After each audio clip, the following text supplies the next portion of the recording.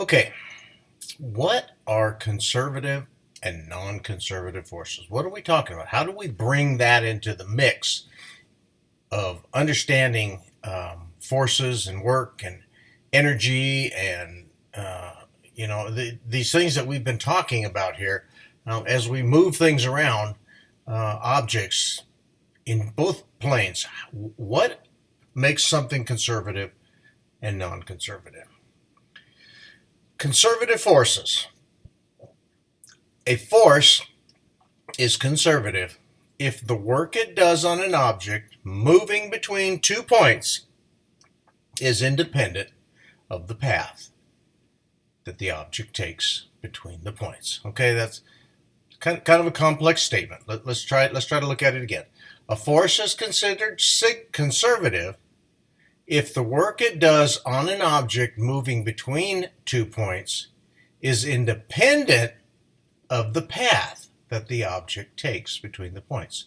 So this independence of path is telling us it doesn't matter if I go from A to Z or if I go from A to B to Z, okay? It's independent of path. The work done on an object by a conservative force depends only on its initial and final positions of the object. A force is conservative if the work it does on an object moving through any closed path is zero. So, for a conservative force, a force of gravity is considered conservative because it doesn't follow a path. It's independent of the path it follows. Okay, you could drop a box from an airplane, the wind could be blowing it back and forth. Whatever. Its path from A to Z make it independent. Okay, it's going to start at A, it's going to end up at Z, and it will be conservative. So if we look at this diagram, and we can see that we've got an object. It has a potential energy initial. It's got all this energy based on its height off of, say, the surface of the Earth. We let it go, and it drops to its final point using up all of its energy.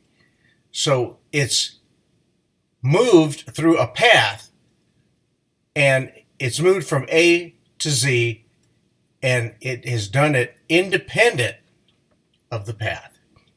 So if we look at the definition mathematically, the work done through the acceleration of gravity, we can see it starts off at some initial point, ends at some final point. So the work due to gravity, we say, is zero for a closed path. So it doesn't matter the beginning point or the ending point. So work conservative can be considered also the work due to gravity. Potential energy initial minus potential energy final. And hopefully this will make more sense to you as we move through some examples showing this. So if that's a conservative force, then what is a non-conservative force? A non-conservative force, if it leads, is non-conservative if it leads to a dissipation of mechanical energy. A dissipation of mechanical energy. Well, what could cause a dissipation of mechanical energy? Friction, maybe? Let's go with friction. That dissipative force is recognized as, friction between the object and a surface. So friction is a non-conservative force. Friction is a dissipative, non-conservative force. The change in mechanical energy due to friction, then, we will show as minus little f, little d, okay? Where d is the distance between 2 points, okay? So we're adding something in there that's providing some resistance due to the change in mechanical energy as it moves between the 2 points. So if we look at this simple example, we see a book sliding across the table, or we can move it in a circuitous path, but still get from point A to point Z.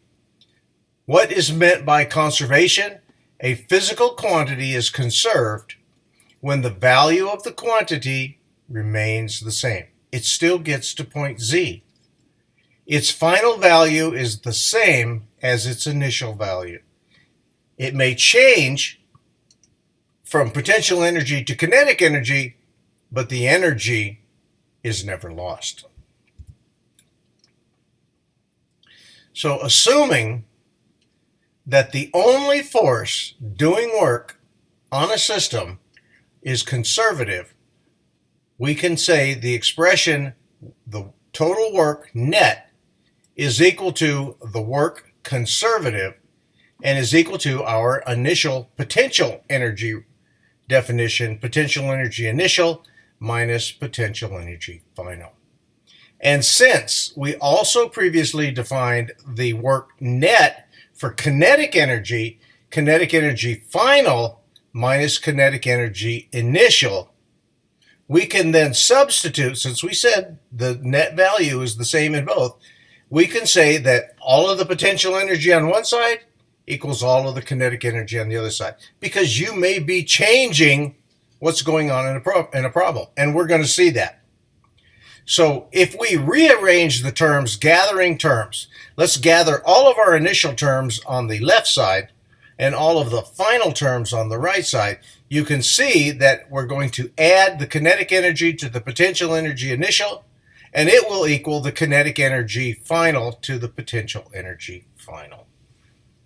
The principle of conservation of mechanical energy then states the total mechanical energy in any isolated system of objects remains constant if the objects interact only through conservative forces. There's no friction showing here. You don't see friction in any of those relationships, so it's conservative.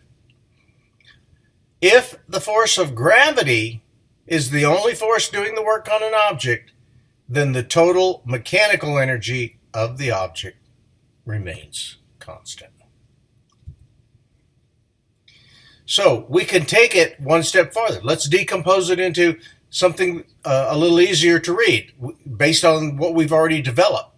The principle of conservation of mechanical energy then can take the form 1/2 mvi squared, that's kinetic energy initial, plus mgy squared, that's potential energy initial, and we can set it to, on the other side, 1/2 mv final squared plus mgy final. Same thing, kinetic energy, potential energy. This equation will be modified as we apply and learn other forms of energy. Okay, so when we come back, we're going to take a look at the problem-solving strategy used when we deal with conservation of energy.